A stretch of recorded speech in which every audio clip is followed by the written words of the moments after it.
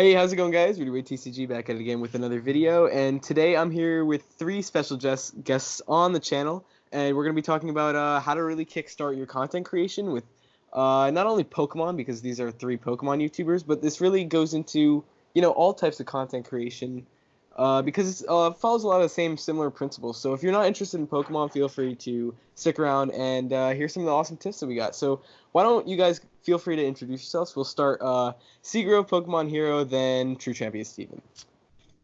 All right, I'm Jeremiah Schmutz. My channel is called Seagrove TCG, and I do interviews and like meta forecasts.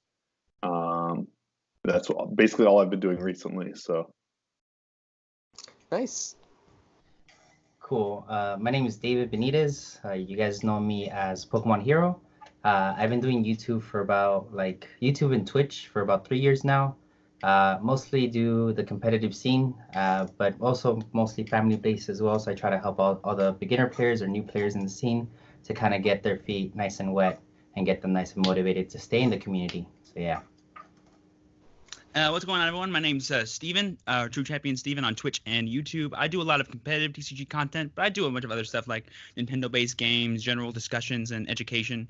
But I'm really focused right now on teaching beginner players or even competitive players how to think differently about the games that they play. And yeah, hello. Good to be here. All right. So first question on the list is why did you guys start making content? Was there anything that motivated you to begin? So there's a quote by, well, I saw it attributed to Charles Bukowski. I don't know if it's actually something he said, because I haven't found it since. I've been looking for it, but he said something to the extent of like, there's only so much good literature out there. Eventually you got to write it yourself. And in terms of like what I was looking for when I started, which was hyper competitive and like very somewhat intellectual, I guess, content, I felt like I had consumed all of it. And so I wanted to start making videos that I wanted to see. And part of that, I think, is like, if you, at the beginning, you're going to be the only one watching your video. So like you should make content that you want to see, that you would watch. So like I would make my videos and then I would watch them, because while I was making them, I had trouble focusing. But yeah, it was just like, I wanted there to be more like competitive, not just competitive, because there was a fair amount of competitive content, but more like interview type stuff. And I felt like I had consumed all, like Super Rodcast was one thing I'd listened to, but I had like listened to all the episodes, and there were a few other things as well. So Yeah, that definitely makes sense. Watching your own videos because you would want to watch them. Because if you wouldn't want to watch them, nobody else would either. So. yeah. Right. Yeah. Oh man. I started because I had a lot of people that were coming up to me. This is back when I used to work at Frank's. So I had a booth at Frank's. That's like a big like warehouse type of place where you sell Pokemon cards, and I'd have people come up to me so I can help them deck build. So I was helping people like build all kinds of like fun, competitive, even some like weird decks. But yeah, but it was all in the spirit of the fun, or the spirit of fun, So I was helping people out, and people were like, man, like I wish you would make videos, or you would talk more detailed about this or that. And then it just clicked. I was like, why am I not making videos? Like, why am I just giving this information to one person when I can be giving it to like more people, and to help out the community and stuff like that. So that's where my YouTube journey started, and it just started snowballing from there. So yeah. I guess it's my turn. For me, it's kind of a little bit similar. It basically is like a combination of two of my favorite loves. It's performing and like teaching. Big old drama nerd over here in high school, made everyone laugh. Everyone's always like, Steven's so funny, Steven's so cool. I'm like, I know, guys, I know, it's fine. So when I came into the Pokemon scene, I started being a competitive player. I started also kind of just being a performer naturally, and people always tell me, Steven, you just gotta like talk about Pokemon for hours and people are gonna watch. I'm like, that's ridiculous. No one would watch me do stupid stuff like that. And like the more and more you think about it, the more and more you know. But then over like the past like year and a half, I've been teaching more and more people how to play Pokemon, how to play Cardfight Vanguard, how to just like learn and get better at competitive TCGs for free. And it was like really awesome just like to teach people the stuff that I love and have them love it too. So when I went to the 2018 Pokemon World Championships, weird flex, but here we are. I met a lot of new people there, and I was just talking with them for like hours on end about Pokemon and everything. It was so much amazement, and that was when I was like, I gotta start doing this. I gotta start talking about the things that I love in front of a camera and see if people are gonna want to listen to me and see if they want to learn from the stuff that I did. And I'm 7 months in right now, and it's the best decision I've made in like a long time. So the reason why I started was because I just want to perform and teach people some things while having a great time and meeting new people. That's why I'm doing it. Yep. All right. So can you go into detail about how you record your videos and what kind of equipment you use to do so that people can kind of get an idea? I used to be a little better, I think, at the whole thing. I had more time, and at one point I was doing 3 a week, and now I'm doing like 1 a week, and I just have less time. So currently I just use like my webcam and Snowball, which is like $70 or something. And I know that's a lot of money, but that's what if you have $100, you should buy a nice mic for like $50 to $70, and not too crazy. And then you should get art made for your channel. Like if you have $100 to put in your channel, that's what you should put it in: art and a good mic. When I was doing more, when I was able to put more time into my videos, I used my camera from my iPhone, and I would either, on good days, I would use an app called Epic Cam or something like that, Epoch Cam, and then that was just a higher quality than my camera from my computer. And then on not as good days, like when the cam wasn't syncing up well, I would record regularly and then edit it in my videos. And to record, I use OBS. It's free. It works great on PC, not as well on Mac, I think. And to edit, I use DaVinci Resolve, which is probably a bit of overkill for what I end up doing with it, but it's a good program and it's also free. Yep. Love DaVinci. And yeah, you can go into depth on what editing software you use. That would be the next question. So yeah, go ahead and add that in here. Sounds good. Cool. So then I use a Yeti, Blue Yeti, which is like your basic mic, and I use a Logitech camera just to get a crisper kind of look. I didn't want to like cheap out and get like a $20 camera, because then it kind of looks spotty. But something that I've told people like before, that when you want to start YouTube or Twitch or whatever it is, you just need to get the ball rolling. Like if your budget is not at $100 or $200 or $500, whatever it is, if you only have like $50 in your pocket, but you have the attitude, you have the ambition, you should just start with using like your regular headphones, like something like this, kind of like what Seagrove's using right now. He may be using his mic, but there are other streamers and YouTubers that are using just your basic headphones, and they're getting views, they're getting people to watch them, and it's not because they have like this amazing setup or layout or anything like that. It's because of their charisma, their attitude. People are watching them, not the content they're watching content as well, but mostly because of the person. So that's what I use for at home. When I'm on the road, because I do take videos of semifinals, finals, competitive play, stuff like that, and I do interviews in person. I use a GoPro, and GoPro is kind of like more of an expensive camera, but it's just so versatile because it's small and compact. So when it comes to packing and stuff like that, like it's just an easier thing to use. And for editing, for streaming, I use Streamlabs. Even though it's kind of glitchy, it's not like the best kind of thing, but it's super simple, and like I'm not very techie. Like if you ever ask me for like techie advice, I'm just like, nope, that I can't help you. Like I'm barely doing it myself, So, but when it comes to like for someone that isn't really techie, I think Streamlabs really helps. It just cushions everything and gets just pretty much like takes the wheel for you, And for editing videos, like putting videos together and cutting them and pasting them and all that other good stuff, I use Adobe Elements, which I think is just It's really easy to use and it's super simple. But yeah. I want to piggyback on a couple of things you said. The first is a quote by Zig Ziglar was something like, "You don't have to be great to start, but you have to start to be great."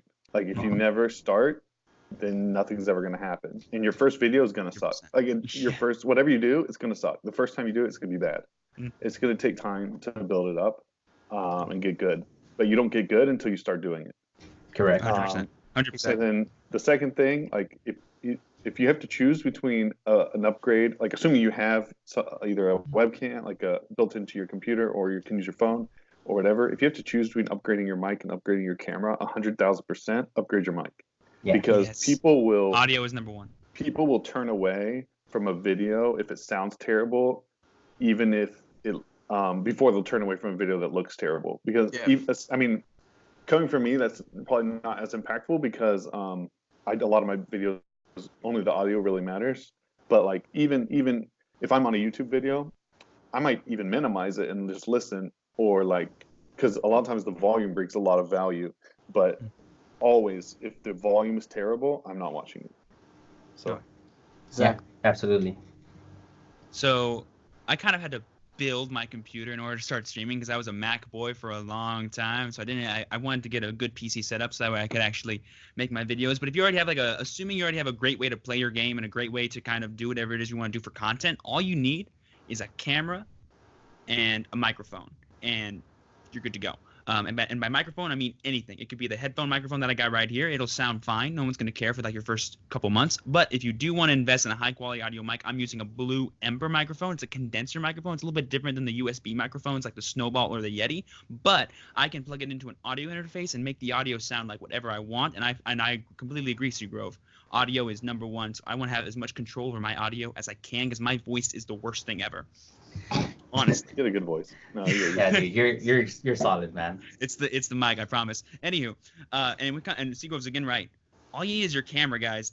Your phone camera is beautiful. 4K video. It's perfect for YouTube videos. It's really all you need. You can record your audio separately and just layer it. It's beautiful. Do that kind of stuff. But if you want to upgrade your camera and like get like a really expensive like $150 camera, don't get a $10 dome light like I got right here, and your video will look 100% better. Yes. Before you get a camera, get a light to make yourself look. Wait, watch what happens when I turn off my light right now. Look how bad I just look right now. Like, you can't see me. I'm like blending into the background and everything. But this light, when I turn it on, makes the camera work less hard and look much more crisp and clean. This is what you need. And then when it comes to recording and streaming, I use OBS, and I also use Slobs, Streamlabs OBS, when I want to like just have everything in one setting and not edit too much stuff midstream. But when I'm recording and stuff, I do use OBS. That way I can timestamp and go into my editing software. I use two mainly. I use HitFilm Express and DaVinci. The reason why these are the best ones is that they're free and they do everything you need to do. And sometimes they can do really cool stuff. If you're on MacBook, Final Cut Pro is like your bread and butter. But if you want a free one, HitFilm Express also works there as well for free. DaVinci I don't think does. And then when it comes to editing photos, GIMP or Canva.com, both those work everywhere. They're free, and they're just like Photoshop, but easier. Canva's browser-based, too, by the way, so it's even easier to use. Yeah, and for me, I use just my webcam and my headphone mic, and then I also edit on Final Cut. I think it's a $200 program, so if you have... Same thing as Premiere Pro, I think. Yeah, if you have the funds, just lay them down. It's just such a great program. It really helps. Oh, and it can last you for the rest of your career. It lasts forever. Yeah. And then for editing pictures, I use this app on a browser app called Ribet.com. By the way, I'll link all this stuff in the description below. Keep it pretty organized so that you guys can find it pretty easy. It's a free editing app, and it's really, really simple. It gives you a lot of text options, a lot of everything. So yeah, I'll definitely link them all in the description below, because why not? So and Steve, I really like what you said. Steven, I really like what you said. Like, a good light with a bad camera is better than a bad lighting with a good camera. Yeah, a $5,000 camera will look like crud with crappy lighting. Yes. Yep. All right. So moving on to the next topic is how to collaborate. Who do you look to collaborate with, and how are you supposed to initiate a collaboration? What are you supposed to collaborate on? Yeah, so dive right into it. So my first collaboration, my first couple. First of many. One was with Andrew Wambolt, who I had asked like, hey, would you do this? And but he couldn't do a video at the time, so he just like sent me messages. So it wasn't real. I don't always consider that my first one. It was with Alex Wilson, who's a local player who's really good. He's one of the best Rayquaza players ever. Mega Ray boy. Yeah, he's won 2 regionals with Mega Ray, but I know him, and so he was willing to do that. And then my second one was with Sam Chen and a few others, and that was Sam was willing to do it. He may have been willing to do it anyways, but part of it really he was willing to do it because he had seen my work on Reddit, which I was doing for free, and he appreciated that I had I was willing to put that out for free for people just to help people, and now I think a lot of people are willing to help out. So I think people just want to be on videos in a lot of cases, especially as you get more viewers. I Feel the remember vanity.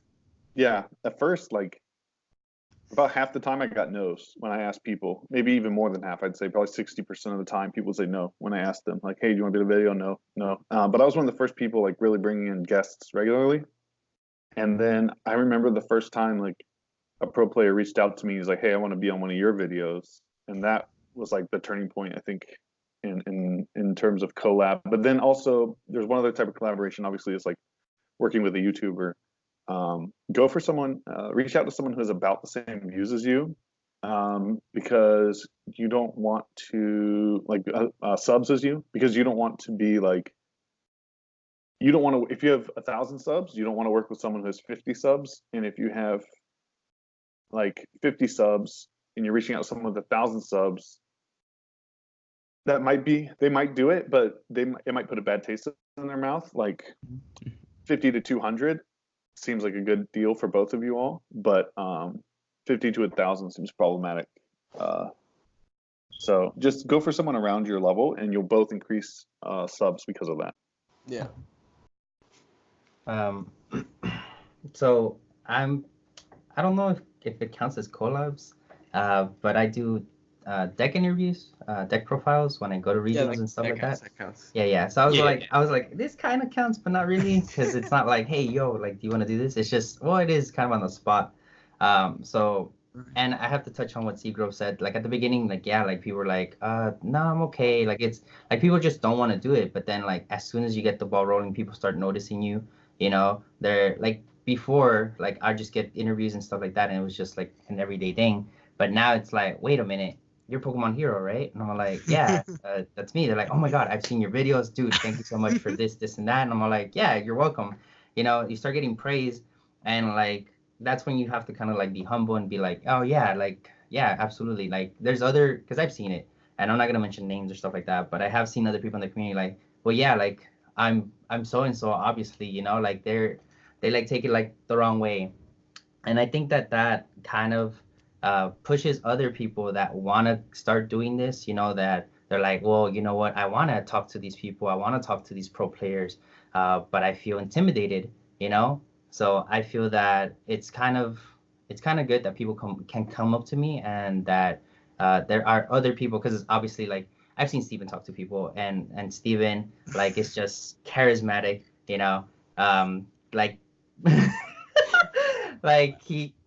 like people can just go up to him, and Steven like doesn't care who you are. You can be like, you can come up to him with a starter deck or a theme deck, and he will just be like, look, this deck is blah blah blah blah blah, and he'll just talk for like an hour about a theme deck, you know, and that can impact someone, or it can just be like, oh, it's just information, you know. So but there's people like us in the community, you know, so that's what I think is great.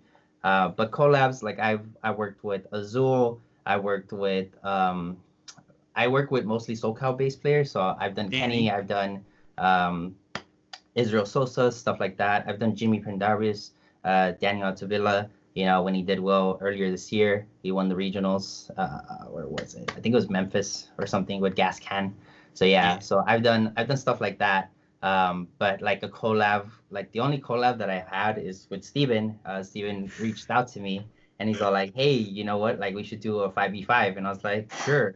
and it was the first time me doing a collab, and it was just it. Steven like took the wheel and he's like, "Hey, this is what we're gonna do," and I was like, "Okay, let's just Because run with it." Xpander was coming up, and I was like, I want to play with someone for once. And I was like, I'm gonna text David, see what he says. And then he's like, cool. And then it was a stream series, which is really cool. Yeah. Yeah, that was I liked it. I really enjoyed it, and it's just I don't know. I think I should start collabing a little bit more just to it's not even like to boost my numbers, but to help like the smaller streamers in the community to try to pull them up. Because I have noticed that if I have noticed like smaller streamers will only get like 3 or 4 viewers, and I was there before, you So know? good. Yeah, and then I was there before, and I was like, man, like if I wasn't so like ambitious and like self-motivating, I would have just gave up. I would have just been like, well, why am I spending like 3 hours for like 2 viewers, you know, or 3 viewers, you know? And that's what I noticed. Like some of these streamers, they start like dropping off the map because they lose that ambition. So Motivation, yeah, the motivation. So I think I'm gonna start trying to pull some of these guys up, you know, so then Beautiful. whether they prosper and they move forward, like good for them, you know, or maybe my numbers will go up. So yeah, so that's something that I'm planning on doing, but we'll see how the days come about. Big tip before we get into Steven, although collabs are good to try and boost your numbers, you shouldn't be focused on numbers when doing YouTube, because that's not really what it's about. It's more about doing what you like to do, and making videos because you like to make videos, not because you're gonna get X amount of subscribers and X amount of money from doing YouTube. So I just wanted to put that out there before we go into his answer. Focusing on Yeah. numbers is a really easy way to lose motivation when you're just starting out, because no one's gonna watch you. You know, people that give advice to small streamers like, "Hey, stream every single day." I'm like, I'm streaming for 0 people. I'm getting more depressed every single day. What are you talking about? No, don't do that kind of stuff. But here's my big advice when it comes to collaborations, and I think it's gonna kind of contradict what everyone's been saying so far. I think what's really important is the content part. What can you offer someone? Like, what video idea do you have for someone?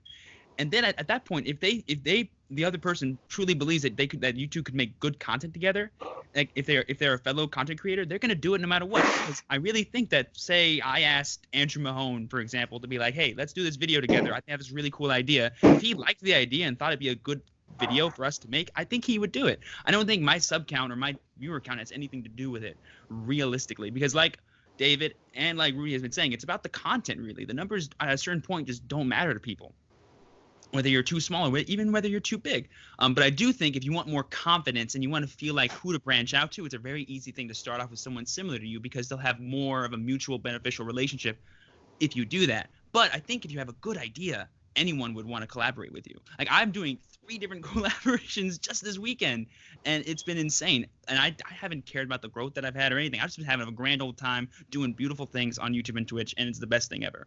Another good thing is that if you have friends, like say David, that you know that also do YouTube or Twitch, ask them. They'll probably say yes too, just because it sounds like a fun idea. That was my first that was my first instinct. He was the first person I thought of, because I was like, I think David would say yes. I'm gonna ask him.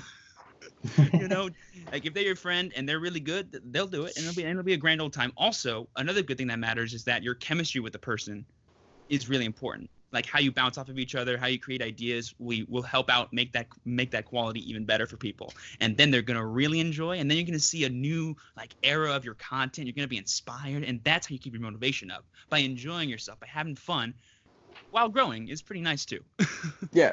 Yeah. That all nails it perfectly. I think it just really, it's really about collabing and making the best content that you both can make, so that you both can have better content out there. You know. I'm an economist. You know, you would never enter a mutually beneficial relationship unless you actually got equal things out of it, for sure. Yeah. I think about that and everything. So the next question is, what do you do for advertising your brand? How do you really get it out there? So before anybody starts, make this advertising thing not really about the Facebook groups like Hey Fonte or Verbank, where you can just drop your link and it'll get 600 views straight off the bat. So how are you going to advertise your videos? Go ahead. I'm more interested in the branding side of the question. I think branding is really, really interesting to me, and I could probably talk about it for way too long. Me too. I'll start off for just a little bit, and then if there's anything that doesn't get said that I want to add, could I add it come in at the end? Is that cool? Yeah, That's 100%. Okay. So like Jay-Z said something to the effect of, "I'm not a businessman, I'm a businessman." Like, you are your brand, right? And so how you portray yourself, how you carry yourself at tournaments and like online matters for your brand. And interacting with people who watch is really, really important. Like, if you want to grow, you need to be responding to comments. And as much as you can, you should be doing it not as a chore, but like have fun with it and enjoy that. Let's see. So like one more piece on branding, and I'll let you guys go, is what you should do, I think, in terms of like advertising. So I'm just on Facebook and Twitch. I guess I have an Instagram or Twitter. Sorry, I have an Instagram, but I don't really use it. And as far as I know, the Pokemon community is by far the biggest on Facebook, and then Twitter is, I think, by far the second largest. Yeah. But like with Facebook, it's a little bit different, but you could still do it. But especially with something like Twitter or Snap or Instagram, like make your content on YouTube and post it on Facebook, but then document cool pieces of your content on the smaller ones. Like, so like if you have a video with a highlight, drop that highlight with a link to your channel on Instagram or Twitter or whatever. And that's another way to draw people in. Like, people see something cool that happened. It should be like really brief, because people want to watch brief stuff. Make it really brief and just like a teaser, I guess, for your content. Make people want to come that way. Real quick, Seagrove, you have a Twitch? Barely. I meant to say like, Twitter. I gotta see that. I gotta see that stream, man. You gotta stream more. I normally best, only stream on YouTube. Ah, okay. And I don't normally stream. Yeah, no worries. You should though, man. It'd be so much fun. Okay, go ahead. So yeah, yeah, for when I do, I guess when I spread the word around, it's mostly through Facebook. But I went the extra mile, and I think it's just because I'm a little bit more. Oh, here it comes. I know it. No, hold on. No, I'm not. I just the way that I do things, I feel that it's just a little more professional and a little bit more clean, you know? So I opted out to like pay a little bit extra to like, and I have them here, and I was just like, oh yeah, like here it is. Here's what I need to talk about. I make business cards. So, and I make business cards because it's just so easy to go around, and people see you with a camera, they're like, oh, what is it for? And I'll be like, oh, it's for YouTube. They're like, oh, what's your link? And then you can tell them like in the moment, be like, yeah, it's Pokemon Hero at YouTube, and then they'll forget about it. It's gone, you know? But if you give them a card, like they'll put it in their pocket, or they'll put it in their wallet, or they'll put it in their deck box, and they'll go around, and then they'll be like, oh, what is it? Oh yeah, this one guy. Oh my God, this is cool. And even though you just gave it to this one person, like they'll have a group of friends, and then they'll be like, hey, you know what? This guy, like he does giveaways, or like he puts out really good content. Whatever it is that I told this person, they'll spread the word. So it becomes word of mouth. And it isn't singular. It becomes to a mass crowd, which is even better. Also, when I'm out and about, when I'm doing like recording like matches and stuff like that, I just grab like a stack of these and I spread them out right in front of the table. And then they're like, oh, are you streaming live? And it's like, no, I'm going to edit it and post it on YouTube. They're like, oh, what's your YouTube? And then they'll see the card. They're like, oh, okay, cool. And they'll pick one up and they'll take it with them, you know? So I think that like, you don't have to do this. You know, I've seen before, and that's where I got the idea. It was at San Jose Regionals, maybe like 3 years ago, when I first started doing YouTube and Twitch. There was this girl, and she was walking around saying like, hey, subscribe to my channel, you know, follow me on, I think it was Instagram or maybe like YouTube. And she didn't have cards. She had like a piece of paper, you know, like a piece of paper, and she had written out like all her information. She was just passing them out like left and right. Oh, so I was all like, that's interesting. And then I was like, I could just make business cards. Like it's just cleaner, and it's just like, it looks more professional. And it's kind of like a weird flex. Like people are like, oh, my God, your business cards? Oh man, I gotta check you out now, you know? So, yeah. I'm professional. Yeah, so the paper stuff does work too. So like if you can't like afford getting all the business card stuff, definitely try out the paper thing. I'm actually planning on bringing a stack of business cards with paper to the next regional event because Pokemon Hero over here. Yeah, because he told me at the last regional, something he told me is you give it to your opponent at the regional, and then all the people around you are like, what did you just give him?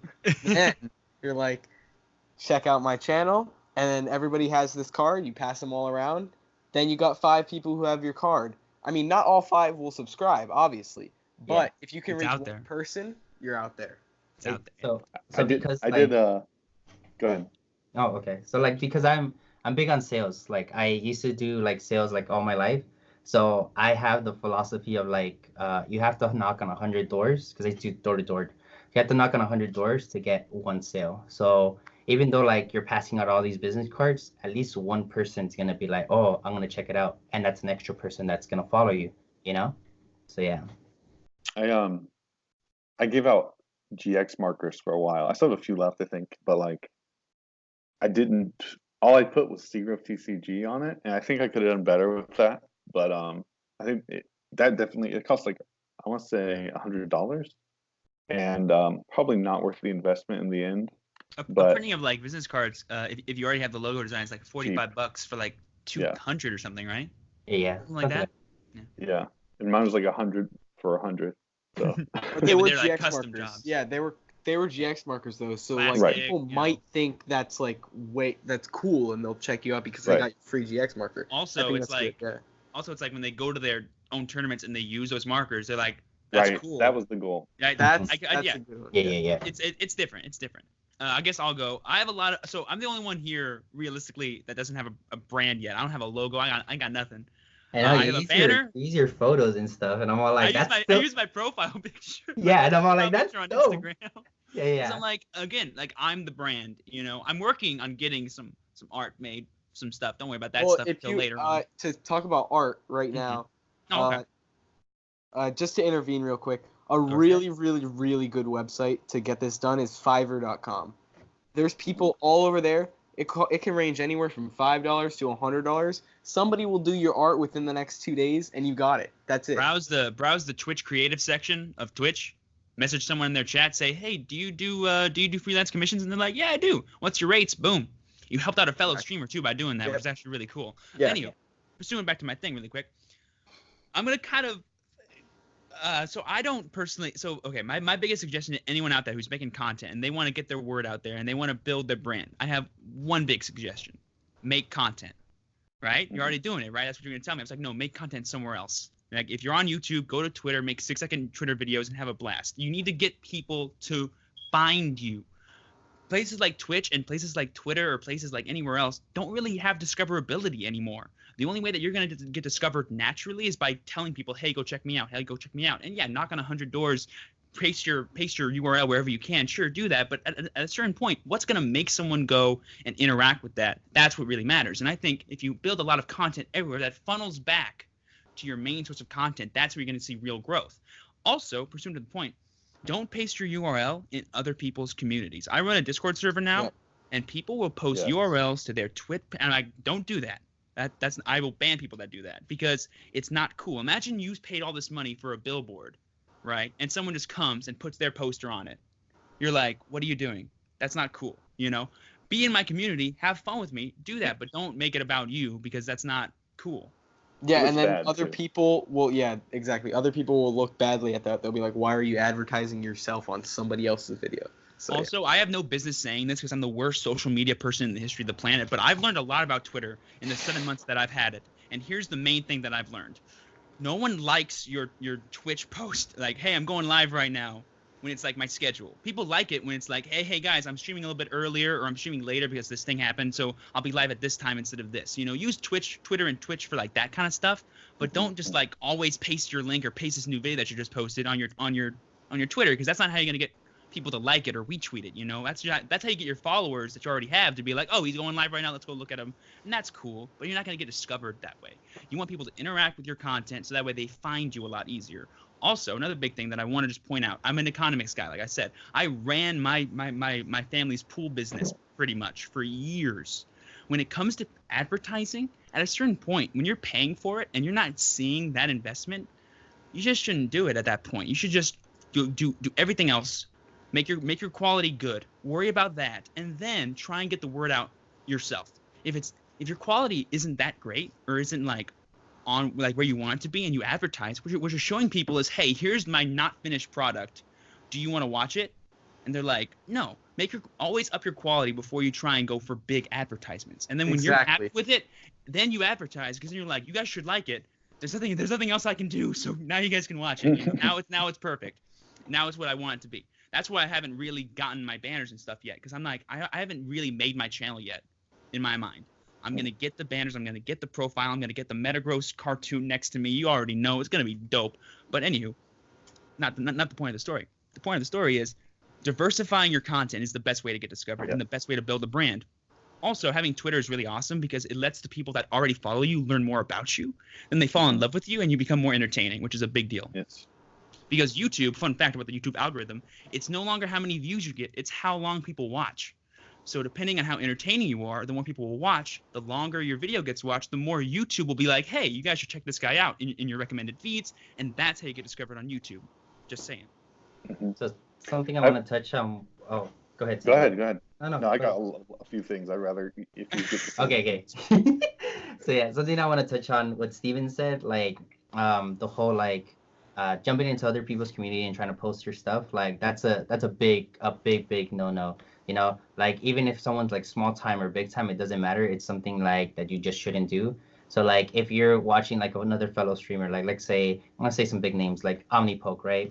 And he's streaming and you jump in there and you're like, hey guys, yeah, a stream is amazing, but check out my stream, you know? That's a big old like red flag, you know? Like they'll either ban you, or on top of that, like you'll just make yourself look like really bad. So for people that are like barely getting into Twitch or YouTube or whatever it is, like that's not stuff that you should be doing. Like I'm not saying don't jump into conversations and interact with other people on the chat, but don't try to pull viewers away from the people that they're already watching, you know? One more thing I wanted to add really quick. If you follow on Twitter, delete your Twitter account right now, please, because that's just not cool. Like don't do that to people. That's not cool. That's not real growth, and you're just making yourself look bad. So don't follow, guys. It doesn't work. Yeah. You're never going to reach 300K by doing that. Yeah, follow is absolutely not good. Do not do that. They are not real followers. That They're ruins just your following. Brand. Yeah, it ruins your brand. Do not do that. Yeah. Seagrove, you wanted to add something? Yeah, go ahead, Steven. Oh, I'm done. Patience. Okay. Number one rule. Patience is huge. Yeah. Okay, so I got like 3-ish things. I'll probably forget them as I go. But one is on top of these that have already said it. Like you don't want to just hop in, and I'm not gonna say it again, but like what you can do is you can join in the conversation. Like was mentioned earlier, like you can join in the conversation, and people might come and see, like click on you if they see you a few times and everything you said is helpful to them. They might click on you and then find your channel that way. So if you can add value, that's what everything we're doing is about. It's about adding value to people's lives, to your brand, to your personality, everything. Exactly. So another thing about branding. So your brand is a promise, right? And so like my brand, the promise of my brand was, I've only said this like once or twice maybe, but in my mind, I try and keep it. And not every video I've done has done all of these, but almost all of them point to at least one of them. So I have CCCA is how I keep track of it. And now I'm going to forget that I'm on the spot. Creative, competitive, cerebral, and authentic are the 4 things I want all of my videos That's to be. Everything. I love that so much. Like I want my videos to be different than what other people are doing.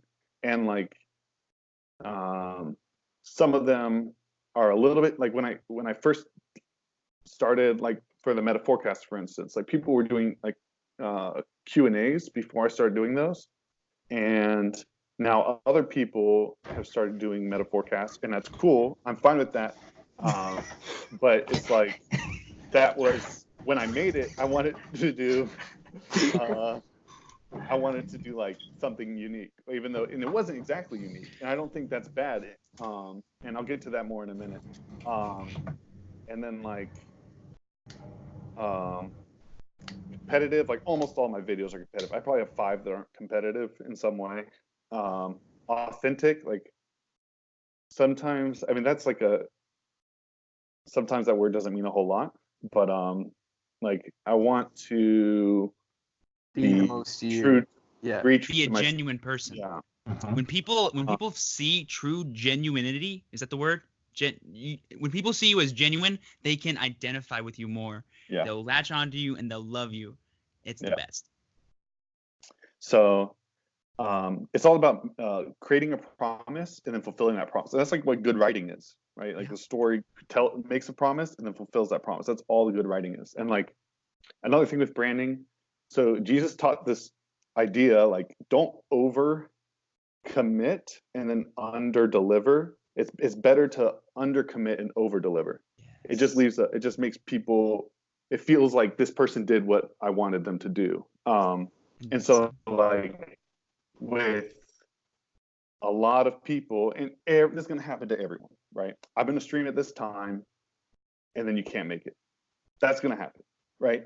But when you're doing that a lot, that makes your brand look bad. And when people come to see it and they can't because you're not on at the moment, that's a problem. Or if I say like, oh, I'm going to be making 3 videos a week and then I make 1, that's a problem, right? Because it's better to say you're not going to go all the way and then say like, oh, I'm going to start doing 2 videos a week. If you make 3 some weeks, awesome. No one's going to be upset about that. But if you say you're going to make 3 and you make 2, people might be disappointed, right? Yeah. 2 things I wanted to add to that really quick. Sorry wait, about this. No. If it's about upload schedules, that's the next question. So. Oh, perfect. I'll help all it right, off. yes, I do have one more thing though about branding really quickly. I'm so sorry. For all the people out there, and I know you're thinking this right now, but I'm not creative. I don't know what's cool or what's not. Just be you and try to exemplify that. You know what you like, right? Just do that. And then people are going to be like, dude, I love that Pokemon, or dude, I think that game's cool too. Just be honest with yourself and honest with the people. And trust me, if you pay $15 on Fiverr, hint, wink, wink, wink, go there.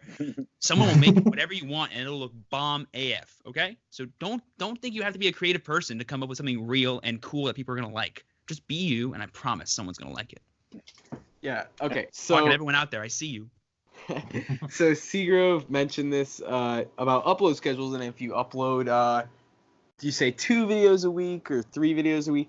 So what is the ideal upload schedule right now, and why is it so important to maintain a consistent upload schedule and to not like go back on what you're saying? So you kind of briefly mentioned it, so we'll move straight into Pokemon Heroes answer. So yeah, go ahead. Okay. So I was like, what answer? What lights. Yeah. Go. Yeah. So streaming schedule is very important. And pretty much there's nothing really I can add. It's just like it's about what Seagrove had already talked about. It's about being committed. And obviously, if you're saying I'm gonna put out more content and then don't complete your promise, it just loses your credibility. People won't watch you. People would be like, well, why am I following this person? You know, and you'll start losing subs or you start losing followers, and it's because you're not keeping your promise. It's kind of like you have to think of it like kind of like a job.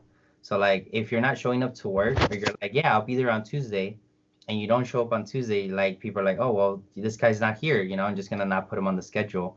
So that's pretty much like the basis of it. So if you're gonna commit, like you have to like commit to something, and obviously don't try to go above and beyond if you're not able to do it. You know, don't try to be like, I'm gonna stream for like 10 hours. You know, but if you know very well, like, oh, I have work, I have school, and I have other things to do, and then I'm gonna stream, and you're gonna try to, after being awake for like 10-12 hours, you're like, I'm gonna do a 10-hour stream.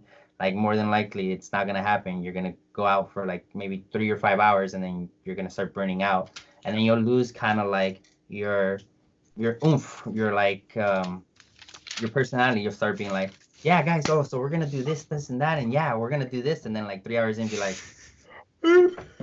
so yeah, it's me. I and yawn like, you so just much. look very sloppy. So it's just obviously do what you can and don't try to overexert yourself. Is pretty much the point I'm trying to make. Yeah. 100%. My biggest thing, whenever someone's like, when should I upload? When should I stream? When should I record? My answer is whenever you're gonna actually do it. Okay? Pick a time that you're actually gonna do it. People always ask me, I used to work out a lot in high school, and everyone's like, Steven, where do you find the time to run? I just run whenever I can. Like whenever I'll actually go outside and run. I'll run at night, I'll run in the morning, I'll run in the rain because I'm going to do it then. Just because it's raining, just because I'm tired doesn't mean I'm gonna not do it. So another thing when it comes to uploads and streaming, don't make videos every single day. Don't stream every single day. I'd rather make one video a week that's really good and then spend the rest of my time improving my content and improving the stuff that I'm putting out there in the world than spending all that time making very bad videos every single day and just wasting my time and not getting the returns on the amount of investment that I'm putting in. That's how you lower your motivation. That's how you lower your growth. That's how you make it feel like what you're doing is not something you want to do, and then you're going to stop. Always make this, when you're starting out, make this something that you can include into your life, not something that hinders your life, and I promise you're going to like it a lot more. Yeah, that's my only thing. Okay. Stream and record when you can, or when you will. When you will. That's important. When you will. Okay, so the next thing on the list is how do you continue to produce ideas for your channel? Where does it ever just burn out and you can't think of any more ideas? How do you continue past that point? So this is a good question. I've burnt out before for sure. But the way I started was like, what videos do I want to see? I'll make that. And then what hasn't been done before? And that's like where I got stuck, like eventually, was I felt like I made every video that I wanted to see. But then I realized like I can go back to something I made 2 years ago, make it with a different player, and get a different answer that, one, a lot of people haven't seen because it's been 2 years. And two, a lot of people would, even who saw it, may have forgotten. And also I'm getting a new perspective from the other player. The other thing is that opinions do change over time. Yes. So 2 years ago, a topic could be completely different from a topic now. Right. Yes. And then the other thing is you can make different kinds of content. Like there's a guy named Roberto Blake on YouTube. He talks about this, but like there's different types of content. One type is content that like, oh, Pokemon just announced this card is coming out. Cool. Or like Pokemon announces something that's never been done before, like maybe tag teams or something. Okay, I can talk about that. But then and that's a one-time video. But then there's something like a meta forecast that I'm doing that gives me a video, 15 times, 20 times a year, right? So like I don't have to come up with a new idea. But that's why. They're good videos. So like, yeah, they do. I got that idea from you, and it's really good. It's a good video, and it's good. Like I'll watch yours. I'll watch other people. Watch yours. Yeah. So like, I want to hear other people's opinions on the same tournament too. So that's awesome, right?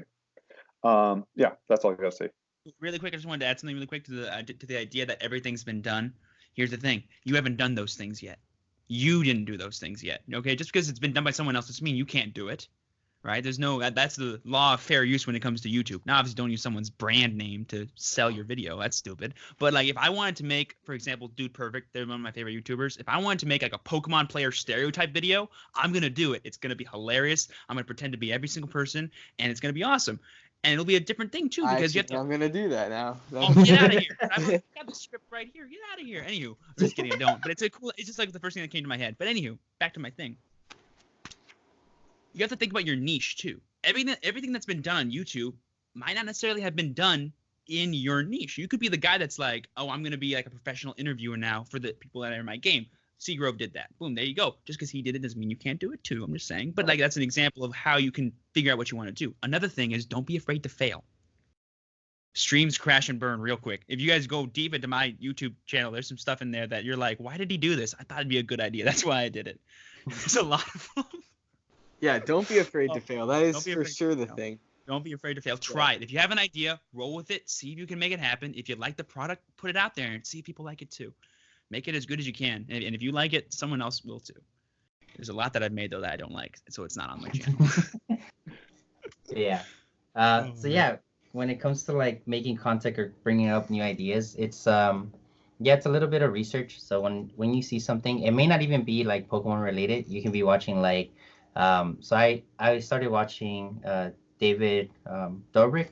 He's like a big time blogger. Oh, David Dobrik, man. Yeah, Yeah. he's fun. So yeah, so he's like a big time blogger, and I was all like, oh, like I like what he does, and I like started thinking, I was like, maybe I should start You blogging. are like David Dobrik for Pokemon. Oh my god, that's awesome. That should be So, yeah. that should be a tag for your channel. I'm David Dobrik for But yeah, so like, and I started blogging, and I was all like, all right, like I'm a blog, just to run with it and see how it goes. And That's- like it was cool, but at the same time, it's like it's not what my channel is like made for. My channel is for Pokemon, and yeah, like I'll get views and stuff like that. But now I've learned like no, like I need to stick to like what's working. That's pretty much what you have to do. Like don't be afraid, kind of like what Steven said. Don't be afraid to fail. You have to jump into some of these things like and just run with them. And if it sticks, then keep going with it. So like the thing that stuck with me, so I do what is called the weekly update. And I've told Rudy to do it because like obviously Rudy doesn't live in California. He lives like on the other side of the world. So I've told Rudy, I was like, dude, like you need to do like a weekly update, and then that'll put out a video every week because you're telling players, hey, you know what? There's a league cup, a league challenge at this place, and you can. It's not just about giving people the information. It's about talking about the place. Be like, oh, you know what? This place, it's a good place to go to. I've been there. The staff is great. Pricing is amazing. Or you can even say like, hey, you know what? Don't go there. This is a red flag. You shouldn't be here because X, Y, and Z. Because there are some places that are just not. They're not player friendly. So this is just information that you're giving to the community because, let's say, there are new players out there and they're like, "Oh, I'm gonna go to this spot," and because they had such a horrible experience, they'll leave the community. They'll be like, "Oh, well, no, like if it's always gonna be like this, like I never want to play Pokemon again," and we start losing numbers. So that's why I think that the weekly updates like the best thing that I've come up with, because it informs people and it kind of keeps people. It becomes like a safety thing. Like I want to keep the players safe from like some bad places, pretty much. So yeah. Another thing I want to point out about that really quick, because huge shout out to David here. A thing that he's doing, by the way, guys, is that his local community here in California is who he's appealing to most of the time. So that means he becomes more locally known, which that can just in turn also add to your brand because everyone's like, oh yeah, he's the best, man. I work with him all the time in California because all those players that he's giving advice to, they're going to go travel the world. They're going to play Pokemon and they're going to talk about where they know stuff and they're going to share information. I figured out David because he came to me when I was going to a local league cup and he said, I want to do a video with you. I was like, that's awesome, bro. I'll do that in a second. I didn't know who he was. Looked him up. And I was like, dude, I'm going to watch all these videos now because this matters to me. I want to know where league cups are. I don't look up anything anymore. I just go on David's channel and my life's easy mode. Even I watch the weekly updates, and I don't even live in California. Dude, if you did that for the East Coast, dude, do you know how much content you would have? There's so much going on over there. I have considered it, but I haven't gotten around to it yet. I might do it sometime in the future. But Reach out to every store in like a 100-mile radius, dude. It's the best, man. Yeah, for sure. 10 out of 10 recommend doing that kind of stuff. Congratulations, David. You cracked the code. That touched on another thing about branding I want to talk about real quick. There's so much to do. I love branding. Not You can making learn, videos. Always learn. Yep. Don't make videos that aren't part of your brand. So like, I made one that was like a fake pack opening where like, because I hate pack opening videos. Like, no offense, they're awesome. I think, and like they get views. Those things get views. They right? get They're mad actually views, hard yeah. to do too, by the way. Yeah, I might but they're just just pack I opening.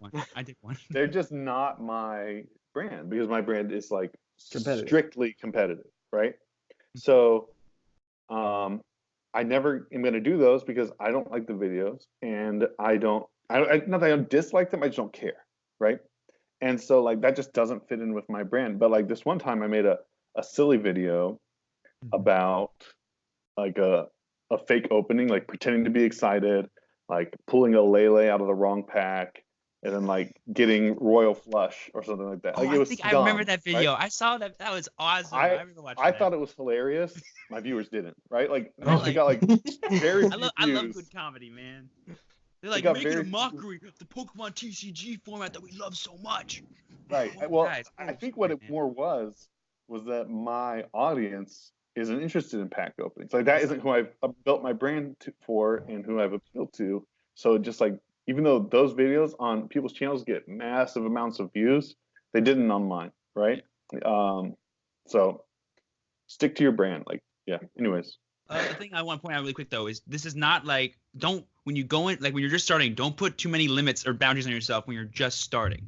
Yeah. This is more like when you've already have an established brand and an established audience. You want to appeal to them and not make them mad. But we're not saying, hey, just do one thing forever. No.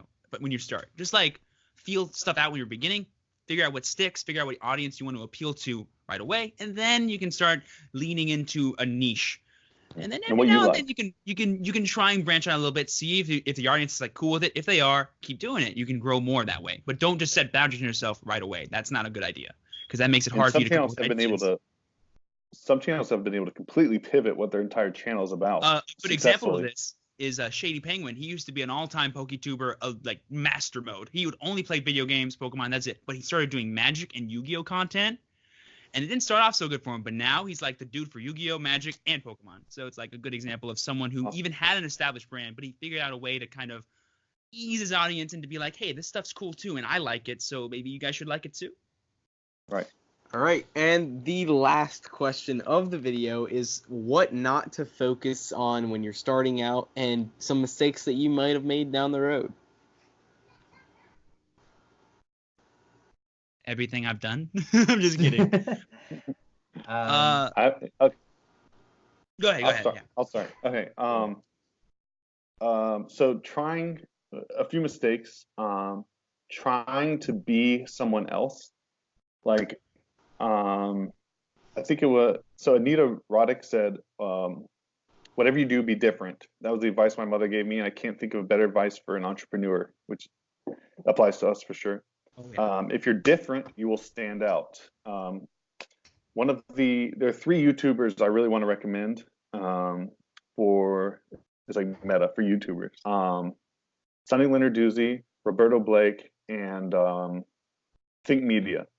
And Think Media does always says different is better than better. I've met Sean. Really? Yeah. That's awesome. Cool guy. Cool dude. Cool dude. So like stick out. Right? Do something different. Don't try to be someone else. Like that doesn't mean don't do the same content as someone else. That's fine. But be you and do it in your way. But like if I'm making a video about me playing the game and like explaining how to play, why would anyone watch that when they could watch Azul or Mahone? Like there's no reason to.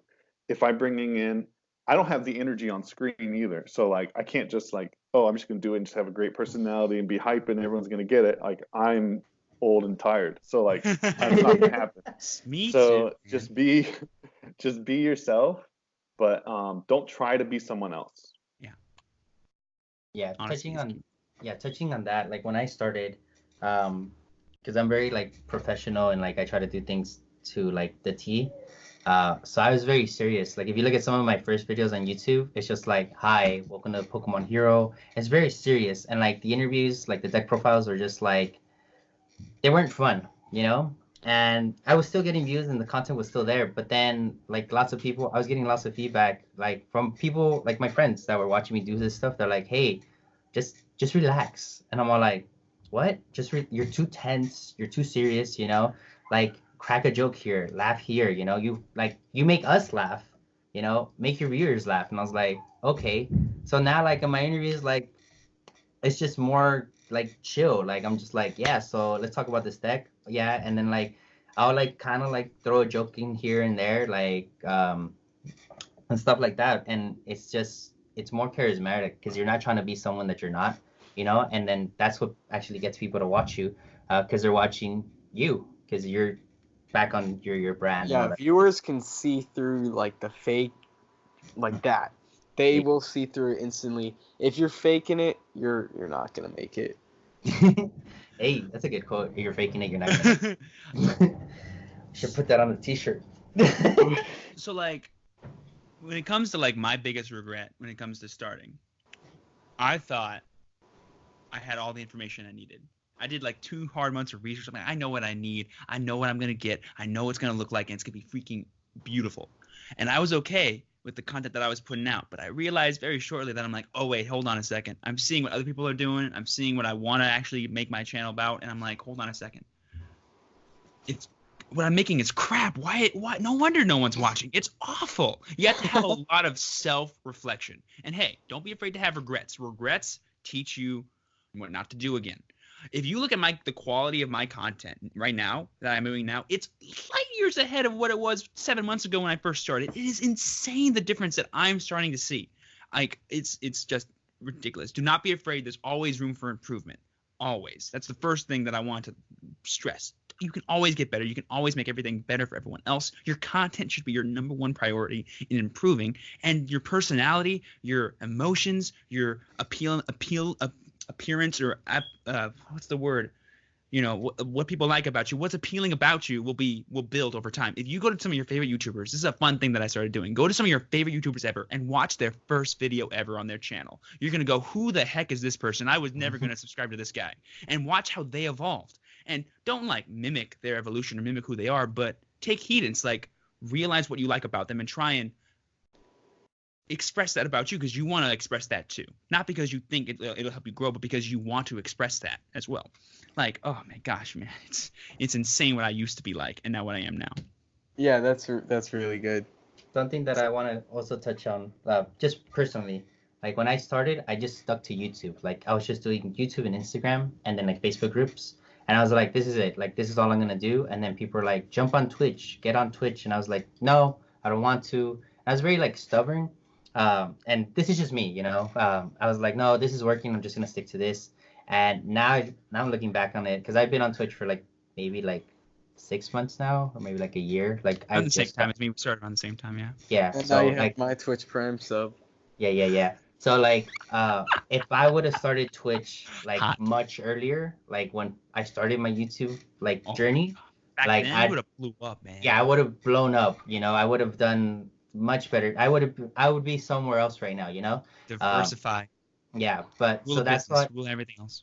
Yeah. So that's why I've learned like don't limit yourself. Try to touch everything and see what sticks. You know. That way, you know, like, okay, well, I tried it, you know, and it didn't work, so move past it. But if it does work, then just keep at it. So, yeah. Exactly. Also, a thing that I kind of started off doing like my first month in, I thought, I'm going to get lucky one of these days. I'm just going to get lucky. Someone's going to give me that hot host. I'm going to get this one video out there, 1 million views. Everyone's going to love me. No, luck isn't actually there. The people that are actually successful, the reason why they're successful, they work their butts off. You have to put in the work to eliminate the luck. Luck is a factor, but you can eliminate it by diversifying, making quality content, and being true to yourself. And with some patience, you're going to see success guaranteed. That is a great note. Touching on... Oh. Yeah. 2 things. One, there's a video by Sonic Leonarduzzi, who I mentioned earlier. She does a video called How to Get Your First 1,000 YouTube Subscribers Fast. It was made in 2017. It's excellent. Excellent.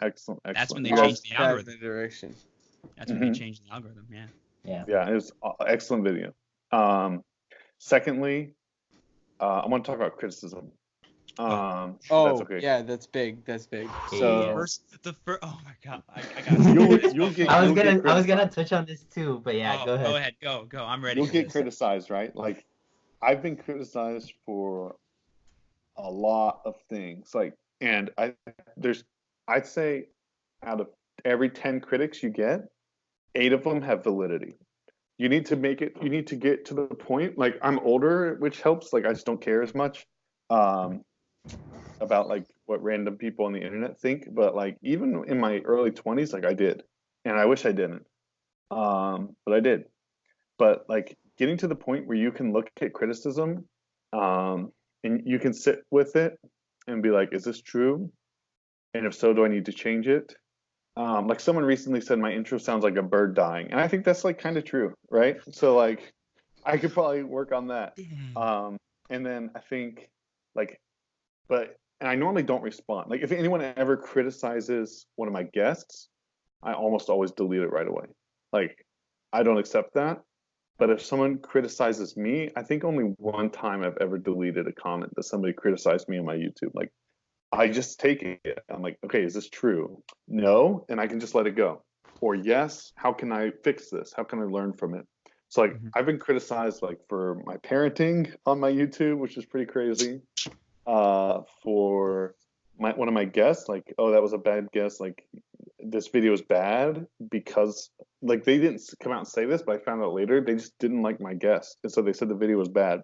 It's like both of these things are things that I can roll off because they're like biased things. But then I've had things like, oh, you should do a better job of controlling who speaks. So since then, I thought about that and I felt like it was true. Like sometimes I would ask a question, it would just sit quietly. Like you had an order here, and I think that worked really great. Like we went the same order every time. I actually got that from you, by the way. Yes, like from one of your more recent videos. Yeah, from more, and I got that because of a criticism that I took from someone, right? Yeah, and yeah, I got it from you because in my first meta discussion, it was all out of order. Somebody was like, it was like really out of order. And then I was watching one of yours and I was like, he said an order at the beginning of the video and told them to stick with it. And it worked out really well. So then I started using it myself. Yeah. Yeah. So I could go on, but you get the idea. The thing I wanted to point out really quick about this is that, again, this is self-reflection. You need to be able to realize that when someone's legitimately trying to help you out by criticizing you or just being a jerk and making fun of you. That's facts. Separating that difference is like your ability to kind of separate yourself and how you feel about your content versus how it actually is. Mm-hmm. I've been called out a lot for mistakes that I make on my content. I'm like, dude, you're 100% right. Next time this is not going to happen. I've also been called very profane, not nice things. Those I delete because that's just mean and don't do that. But again, separating the good criticism from the actual just like trolls is a big deal actually. Yeah, big. Read every comment, even if it's not pretty. Yes. Oh God, there's some rough people out there, man. Yeah. Jesus, man. I was gonna touch on something that Steven said earlier. It's patience. So when I started my first year, I had the magic number 12. I had 12 subscribers for like a whole year, and it just wouldn't move from there. Like I was handing out business cards and doing everything, and it just wouldn't move from 12. And I was kind of like losing faith. I was like, you know what? Like, what am I doing? Like, am I doing something wrong? Like, what's going on? And then, I got an interview from Israel Sosa when we were at Washington Regionals, the last Washington Regionals that we've had, and I got an interview from him, and then he just kind of like just carried me, you know. So he did. Like, I'm not gonna sit here and be like not give credit where it's not due. Right. And that's also something that it's very important. Like if someone carries you, like I respect Azul because he carried me when he won San Jose Regionals with Night March. He carried me. Israel has carried me. You know, like, and I like whenever I like Israel mostly because like he's in California. So whenever I see Israel, I try to help him out as best as I can. And it's not just because he's like up there and like, oh, you know, I have to kind of like praise these like pro players. No, I'm helping him out because he's helped me out in the past. You know, he gave me like the 5-minute, 10-minute interview, you know, that kind of like pushed my channel to go from 12 subscribers to 120 overnight, you know? So the biggest thing is like, don't give up. Like, don't be like, oh man, like it's not working. Just keep at it, keep going. And eventually you're gonna blow up. And then once you start blowing up, like that's it. Like you're just gonna steamroll from there, and it's just gonna keep being a constant thing. Or at least for me, that's how it was for me. So yeah. Yep. All right. So that's a great note to end on. So yeah. Thank you guys so much for being on the channel. If there's anything else you'd like to shout out or anything about you or anything, go ahead and do it now. Shout out to TC Evolutions and for the nice dice and for my patrons who kept me going when I was not motivated. Beautiful. Shout out to pretty much everyone that comes on the stream and hangs out with me. And like lots of people they're like, oh, you're viewers. Like, no, they're just people that hang out with me, you know, and come have a good time. And Twitch pretty much subs. Yeah, my Twitch Prime subs. So yeah. The true elites right there. I'm sorry, I gotta give next month's to Steven. Fine. good. You don't gotta do Yeah. nothing. Talking about you want to. Anywho, shout out again to the True family, the True squad, the True elites. You already know who you are. Y'all the best Discord, Twitter family ever. Shout out to my Twitter, by the way, at @champion_true. If you guys want to check out fun meme videos, as well as whenever I go live every now and then on surprises, that's the best place to check me out. Shout out to Rudy for bringing me on here. It's a big pleasure, my man, always. Shout out to Seagrove and David for being the OGs. Pleasure to work with you guys today. And shout out to all you guys watching. Have a wonderful rest of your nights, and I hope you guys catch me around sometimes. All right. Yep. That's got to do it for this one. See you in the Okay. next one. Peace out, everyone. Take care, guys. See ya.